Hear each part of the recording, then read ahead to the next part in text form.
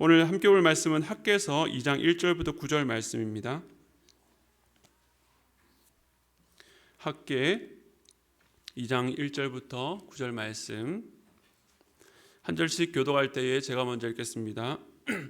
일곱째 달 곧 그 달 21일에 여호와의 말씀이 선지자 학개에게 임하니라. 이르시되 너는 스알디엘의 아들 유다 총독 스룹바벨과 여호사닥의 아들 대제사장 여호수아와 백성에게 말하여 이르라.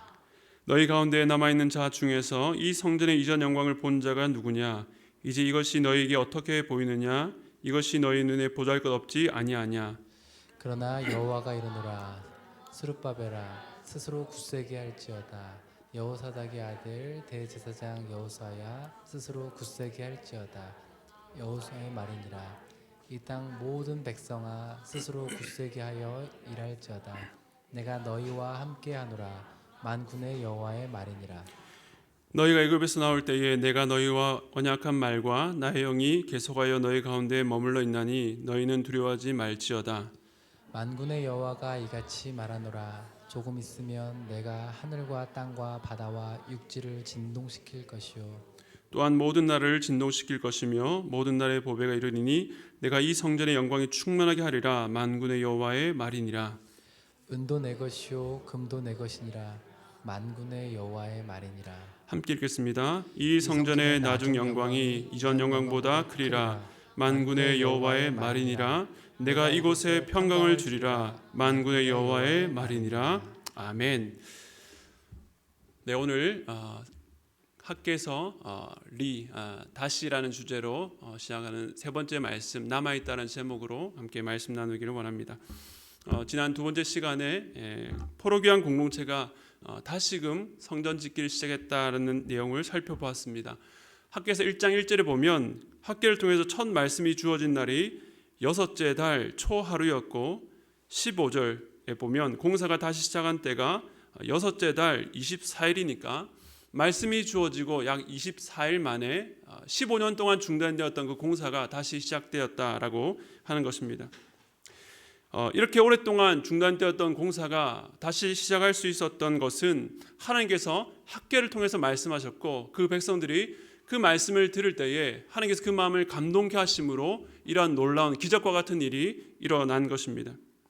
하나님께서 이처럼 백성들의 마음을 만지시면요, 오랜 기간 동안에 하나님의 사명을 망각하고 잊고 있었던 자들도 다시금 그 인생의 방향을 돌려서 하나님께로 나아갈 수 있게 되는 것입니다. 그런데 이들이 다시금 그 중단되었던 공사를 시작했다라고 해서 어려움이 없었던 것은 아니었습니다. 당시의 상황을 좀 더 상세하게 우리가 들여다볼 수 있는 성경이 있다면 에스라서 1장부터 6장까지의 말씀인데요, 5장 3절 말씀에 이렇게 말씀하고 있습니다. 그때에 유바라 대강 건너편 총독 다뜨네와 스달보스네와 그들의 동관들이 다 나와 그들에게 이르되 누가 너에게 명령하여 이 성전을 건축하고 이 성곽을 마치게 하였느냐 하기로. 성전 공사가 시작되었다는 소식을 듣고 유브라데 서쪽에 있었던 이 관리들이 유대인들을 향해서 너희가 누구 허락을 받고 이 공사를 제의하느냐라고 그렇게 압박해 왔습니다. 왜냐하면 일전에 유대인들의 대적들이 왕에게 상소를 올려서 왕이 직접 조서를 내렸는데 성전 건축을 금지하는 조서를 내렸기 때문입니다. 그런데 이러한 방해가 있었지만 에스라서 5장 5절에 보면 이렇게 말씀합니다. 하나님이 유다 장로들을 돌보셨으므로 그들이 능히 공사를 막지 못하고 이 일을 다리오에게 아뢰고 그 답정이 오기를 기다렸더라. 무슨 말입니까? 하나님께서 도우시니까 방해가 있었지만 그 관리들이 이전처럼 공사를 막지 못했다라고 하는 것입니다.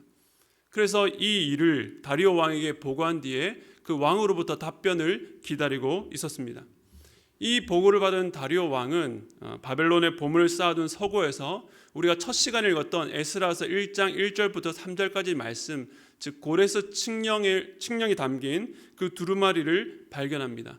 다리오 왕은 이 문건을 확인한 뒤에 이제 성전 공사를 막지 말고 건축을 허가하는 조서를 내리게 되죠. 하나님의 일하심은 이처럼 참 놀랍습니다. 여러분들도 혹시 이런 경험해 보신 적 있으십니까? 우리 눈에 보이는 여러 장벽 때문에 이러지도 저러지도 못하고 주저하다가 실제로 하나님께서 원하시는 그 일을 그냥 생각만 하거나 갈등만 하는 것이 아니라 직접 진행할 때에 이전에 그 장벽들이 결코 문제가 아니었구나라는 것을 깨닫게 되는 그런 경험 말입니다. 저도 예전에 진로에 대해서 고민하고 기도하는 중에 한번 이런 생각이 들었습니다. 내가 계속 고민만 하고 행동을 하지 않기 때문에 내 인생에 아무런 일이 일어나지 않는 것 아닌가라고 생각이 들었습니다. 그래서 당시에는 저 나름대로 큰 모험과 같은 일을 직접 시도해 본 적이 있었습니다. 그런데 당시에는 아쉽게도 그 길이 막혀버렸지만 제가 그 일을 시도한 것 때문에 그 길은 막혔지만 하나님께서 또 다른 길을 여심으로 제가 그 길을 통해서 좀 더 빨리 목회자 길을 들어서게 되었습니다. 현대 선교의 아버지라고 불리는 윌리엄 캐리가 이렇게 유명한 말을 했는데요. 하나님으로부터 위대한 일을 기대하고 하나님을 위해서 위대한 일을 시도하라라는 말을 했습니다. 유대인들이 성전 공사를 시작하게 되니까 오랫동안 막혔던 것들이 이처럼 열리는 것을 우리가 보게 되지 않습니까? 그러면서 지난 15년 동안 그러한 시도조차 하지 않고 머물러 있었던 그 시간들이 이렇게 보니까 매우 아쉽기만 합니다. 여기에 우리 아이들 또 우리 어른들 장년들도 많이 계신데요. 사랑하는 성도 여러분, 우리에게 결코 많은 시간이 주어진 것은 아닙니다. 하나님께서 우리에게 건강과 또 기회를 주셨을 때에 하나님을 위한 일이라면 주저하지 말고 시도해 보시기를 축복합니다. 이렇게 성전 공사가 힘차게 시작되었는데 공사가 시작한 지 한 달이 채 못된 7째 달 21일에 여호와의 말씀이 오늘 본문에 학개에게 다시 임했습니다. 그런데 그 내용이 심상치 않은데요. 학개에서 2장 3절 말씀 우리 같이 한번 보겠습니다. 시작. 너희 가운데 남아있는 자 중에서 이 성전의 이전 영광을 본 자가 누구냐? 이제 이것이 너에게 어떻게 보이느냐? 이것이 너희 눈에 보잘것없지 아니하냐? 중단되었던 하나님의 일을 시작하고 또 하나님께서 외부의 방해로부터 보호해 주시고 이방 왕으로부터 이 성전 건축을 허락한다는 그런 조서까지 받아 들었는데 참 이런 놀라운 경험을 했다면 백성들이 이제 힘을 내서 그 성전 공사에 힘을 다해야 될 터인데 하나님께서 지금 한창 짓고 있는 성전에 대해서 이것이 너희 눈에 보잘것없지 아니하냐라고 묻고 계십니다. 왜 하나님께서 이처럼 힘차게 일을 시작해도 모자랄 판에 백성들에게 이런 질문을 하고 계시는 것일까요? 왜냐하면 하나님께서는 이 성전을 짓고 있는 백성들의 마음의 중심을 누구보다도 잘 아셨기 때문입니다. 그런데 지금 백성들의 마음이 15년 전에 이 성전의 기초를 지을 때의 그 백성의 마음과 비슷했습니다. 그래서 이 성전의 첫 기초를 쌓을 때의 당시의 상황에 대해서 에스라서 3장 12절과 13절은 이렇게 말씀합니다. 제사장들과 레위 사람들과 나이 많은 족장들은 첫 성전을 보았으므로 이제 이 성전의 기초가 놓임을 보고 대성통곡하였으나 여러 사람은 기쁨으로 크게 함성을 지르니 백성이 크게 외치는 소리가 멀리 들리므로 즐거이 부르는 소리와 통곡하는 소리를 백성들이 분간하지 못하였더라. 이제 백성들이 저기 바벨론 땅에서 이곳 예루살렘 성으로 돌아와서 처음으로 성전을 이제 기초를 쌓는데 기쁨의 소리와 이 울부짖는 소리가 서로 섞였다라고 말씀하고 있습니다. 왜 일부는 울고 왜 일부는 기뻐했을까요?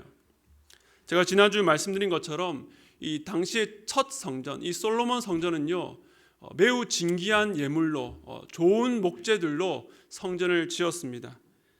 그것은 보기만 해도 웅장했는데 지금 눈앞에 보이는 이들이 기초를 쌓고 있는 그 성전지대는요 너무나도 보잘것없어 보였기 때문에 그렇습니다. 그래서 이 울었던 대성통곡했던 사람들은 그 전에 솔로몬의 영광을 듣거나 또 보아서 알았던 사람들이 이 성전지대 기초가 너무나도 초라한 것을 보고 대성통곡했던 것입니다.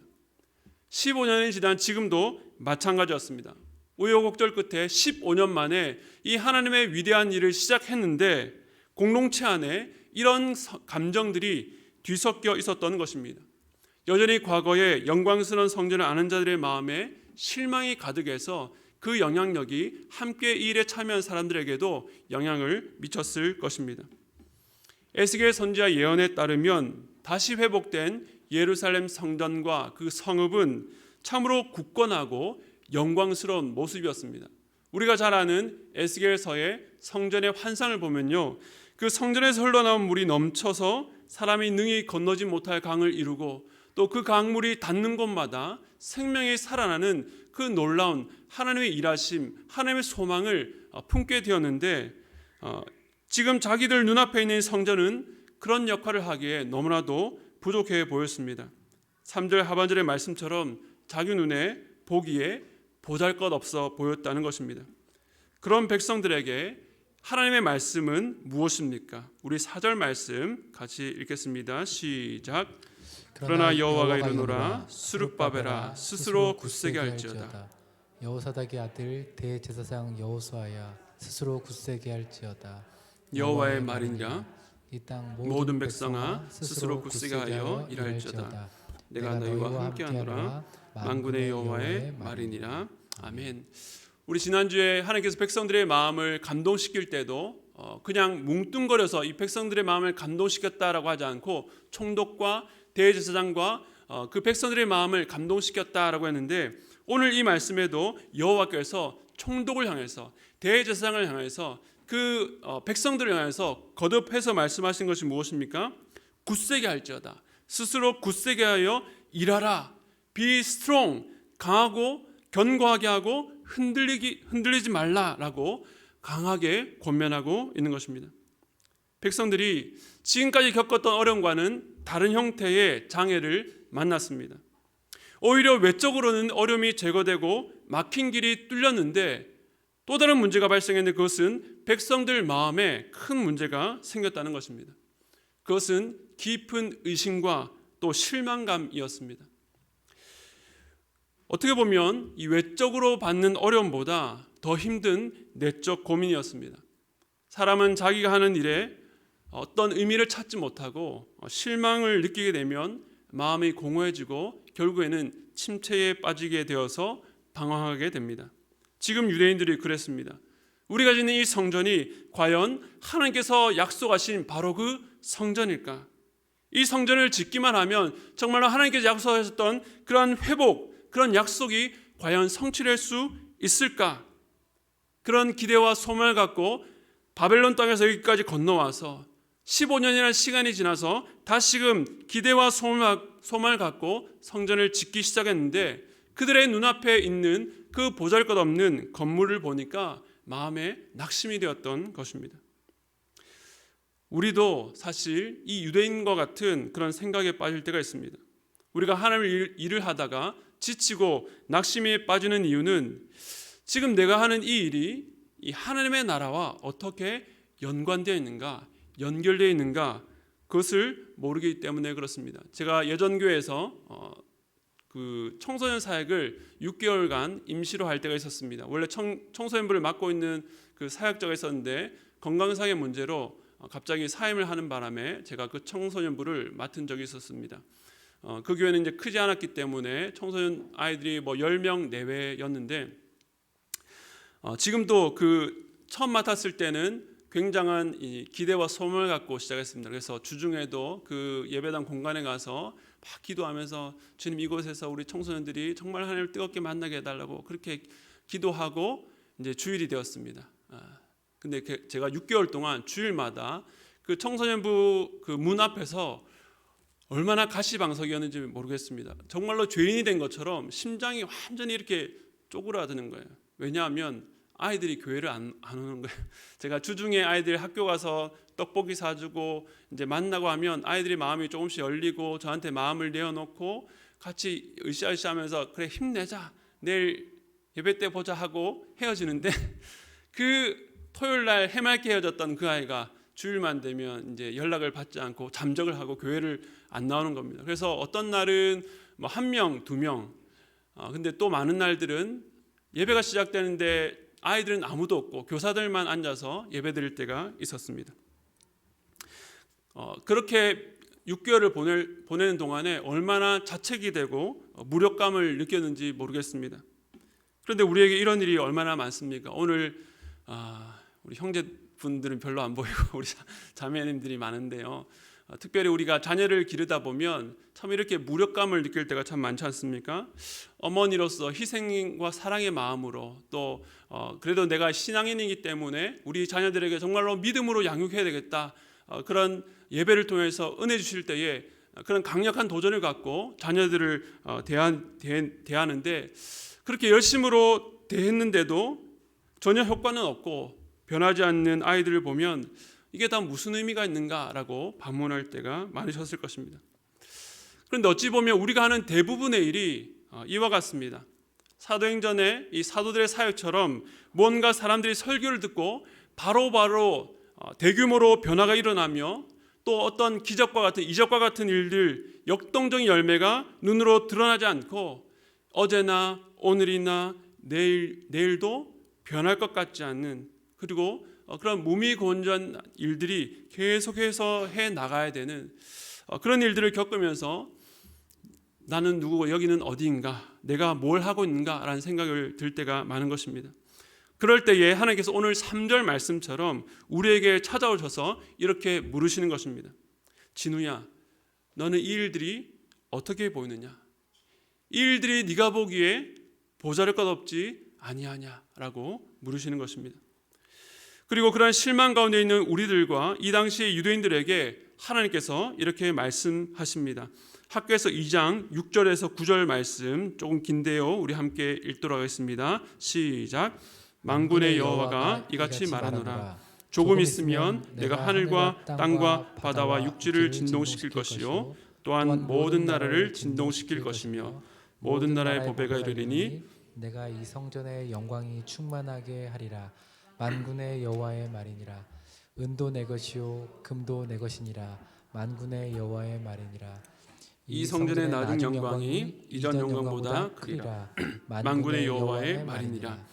내가 이곳에 평강을 주리라. 만군의 여호와의 말이니라. 여러분 성경 있으시면 여기서 우리가 주목해야 될 단어가 있습니다. 6절에 보면 조금 있으면이라는 단어에 한번 펜 있으시면 밑줄을 쳐주시고요. 9절에 보면 나중 영광이라는 구절에 펜을 기록해 주시기 바랍니다. 이 두 가지 단어가 중요합니다. 조금 있으면 나중 영광. 하나님은 유대인들이 지금 하나님의 약속을 의지해서 성전을 짓고 있으나 당장 나라를 진동시키고 당장 그 성전의 영광이 충만하게 될 것이라고 말씀하지 않았습니다. 뭐라고요? 조금 있으면이라는 시간이 필요하다는 것입니다. 비록 이 성전은 너희 눈에 보기에는 이전 영광에 비해서 부족해 보이겠지만 나중 영광은 비교할 수 없이 클 것이다 라고 말씀합니다. 여러분 당장이 아닙니다. 조금 있으면 나중에 일어날 일입니다. 시간에 긴장이 있죠. 그러나 우리는 어떤 것을 원합니까? 우리는 언제나 바로 지금 내가 섬기고 내가 헌신하는 바로 이때를 꿈꿉니다. 내가 지금 교회를 섬기면 교회가 부흥이 되고 내가 하나님의 일을 하면 즉시로 하나님의 능력이 나타나고 그래서 누가 내 모습을 보든지 간에 나를 통해서 하나님께서 일하시는구나 라는 것을 증명되기를 원합니다. 그러나 사실 그 이면에는 우리 안의 내면을 보면요, 그 일을 통해서 하나님의 영광이 드러나기보다 내 영광이 드러나기를 원하는 것입니다. 내가 헌신하고 내가 수고해서 그 일이 부흥되거나 잘 되면 그 일을 통해서 하나님의 영광이 드러나는 것보다 내가 이만큼 참 하나님께 귀하게 여기는 사람이다라는 것을 사람들에게 알리기 원하는 그런 야망이 숨어 있는 것입니다. 성경은요, 씨를 뿌리는 자도 있고 그 열매를 거두는 자도 있다라고 말씀합니다. 그러나 열매를 거두는 자만 기쁨에 참여할 것이 아니라 씨를 뿌린 자나 거두는 자나 함께 하나님 영광에 참여하게 될 것이다 라고 성경은 말씀하고 있습니다. 왜냐하면 뿌리는 자나 거두는 자나 모두가 자기의 일이 아니라 역할이 다르지만 시기가 다르지만 모두가 한 하나님의 일에 참여하고 있기 때문에 그렇습니다. 하늘의 밀이 땅에 떨어져 죽을 때에 세상 사람들은 이게 무슨 의미가 있냐라고 하지만 그 알이 죽어서 썩어 그 썩는 시간이 지나야 많은 열매를 맺습니다. 이처럼 모든 하나님의 일에는 반드시 조금 있으면이라는 시간이 필요한 것입니다. 하나님께서는 당신의 이 구속 역사를 이 시간과 역사 속에서 오늘도 이루어 나가고 계시는 것입니다. 유대인들은 자기들이 예루살렘에 돌아와서 성전을 지으면 즉시 예루살렘이 회복되고 국권이 회복되며 다시 이전에 다윗의 강력한 왕권 나라가 세워지기를 기대했습니다. 그러나 하나님의 시선과 눈은요, 단지 유대인의 회복, 단지 예루살렘이라는 지역의 회복에 있지 않았습니다. 우리가 다음에 마지막 시간에 좀 더 자세히 살펴보겠지만 하나님께서 이스라엘의 회복을 위해서 짓기 원하는 성전은요, 그들의 눈앞에 있는 이 성전이 아니라 궁극적으로 예수 그리스도께 초점을 맞추고 있었던 것입니다. 주님께서 회복하실 땅은 단지 예루살렘에 머무는 것이 아니라 예루살렘을 넘어서 온 유대와 사마리아와 땅끝까지 향해 있었습니다. 그리고 주님께서 회복하실 백성은 육체적 이스라엘이 아니라 그 혈통을 뛰어넘어서 믿음으로 이루어질 참 이스라엘 백성을 향해 있었다는 것입니다. 유대인들은 지금 당장 눈에 보이는 현실이 자기들의 기대와 맞지 않아 실망하고 있습니다. 그러나 주님은 지금 당장이 아니라 조금 있으면, 현재가 아니라 나중 영광을 기대해라 라고 말씀하고 있는 것입니다. 그리고 그 일을 위해 지금 너희가 하는 일이 의미가 있다라고 위로하고 계십니다. 신약시대를 사는 우리 역시 마찬가지입니다. 예수님께서 오셔서 십자가에 죽으시고 부활 승천하심으로 이 모든 역사와 약속을 완성하셨습니다. 그러나 우리들에게도 조금 있으면, 나중이라는 시간이 여전히 필요합니다. 히브리서 2장 8절은 이렇게 말씀합니다. 만물을 그 발 아래 복종하게 하셨느니라 하였으니 만물로 그에게 복종하게 하셨은즉 복종하지 않은 것이 하나도 없어야 하겠으나 지금 우리가 만물이 아직 그에게 복종하고 있는 것을 보지 못하고. 무슨 말씀이십니까? 예수님께서 구속사역을 완성하심으로 온 만물이 예수님의 발 앞에 복종케 되었습니다. 그러나 히브리서 기자는 우리가 사는 이 세상의 일들을 보면 아직 그 만물이 마치 예수님께 복종하지 않은 것처럼 보인다라고 말씀합니다. 그러므로 우리는 역시 모든 만물이 주님께 완전하게 복종하게 될 그 실제로 보게 될 그 날을 기다리고 인내해라 라고 말씀하시는 것입니다. 그런 측면에서 우리 역시 조금 있으면 나중의 영광을 기다리는 자들입니다. 그때까지는 우리가 하는 이 일들이 때로는 부족하고 초라하고 의미 없어 보일 수도 있습니다. 그렇기 때문에 사도 바울은 우리에게 이렇게 권면하며 응원하는 것입니다. 고린도전서 15장 58절을 여러분 자신들을 향해서 한번 읽어보도록 하겠습니다. 함께 읽겠습니다. 시작. 그러므로 내 사랑하는 형제들아 견실하며 흔들리지 말고 항상 주의 일에 더욱 힘쓰는 자들이 되라. 이는 너희 수고가 주 안에서 헛되지 않은 줄 알미라. 아멘. 우리가 주 안에서 수고하고 애쓰는 것들, 우리 눈에 별로 열매가 드러나 보이지 않고 사람들이 알아주지 않을 수도 있습니다. 그러나 우리 주님은 사도 바울을 통해서 우리에게 위로하십니다. 너희의 수고가 헛되지 않다. 우리는 이 땅에서 완성을 바라지만 완성을 다 보지 못할 수 있습니다. 그러나 분명한 것은요, 우리가 미완성 상태에 머문다 할지라도 하나님께서 결국에는 우리에게 그 완전한 완성의 상태를 보게 하신다는 것입니다.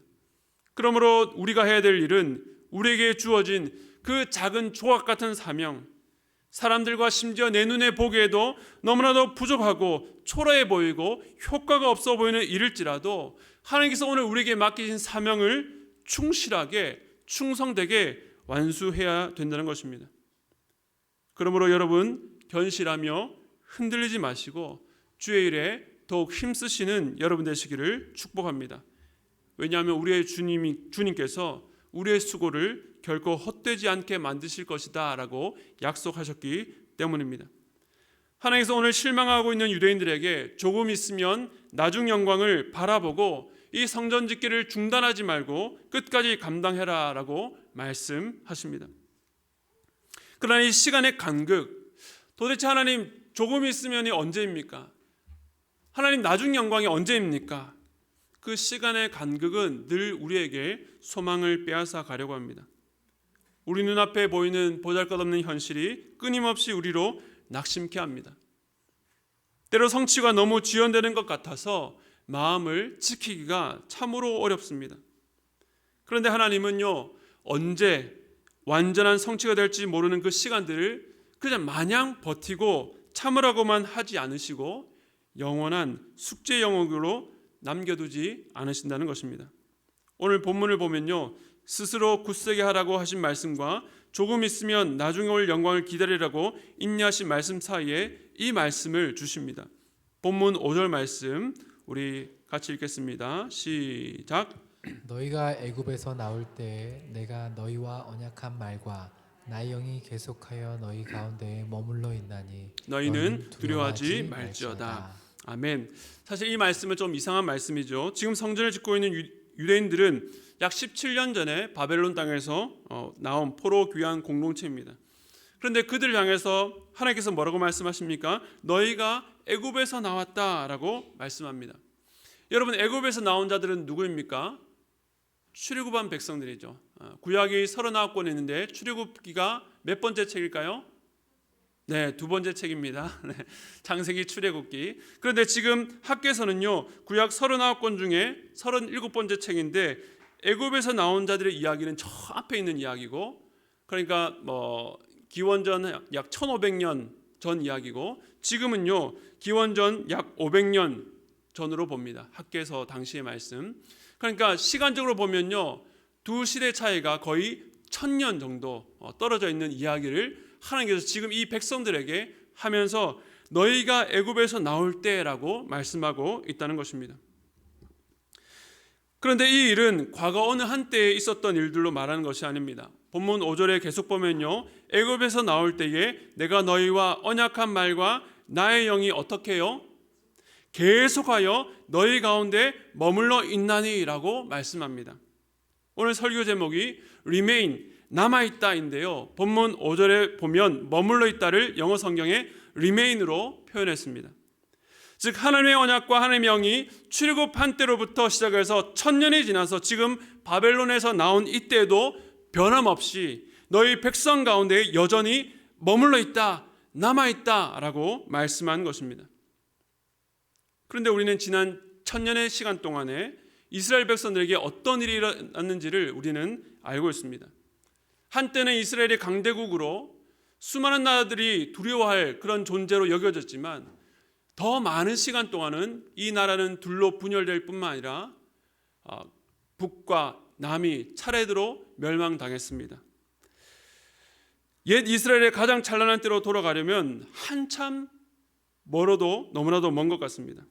그런데 이스라엘이 역사 속에서 이렇게 참혹한 아픈 기억들을 남을 수밖에 없었던 것은요, 다른 누구도 아닌 바로 이스라엘의 죄 때문이었죠.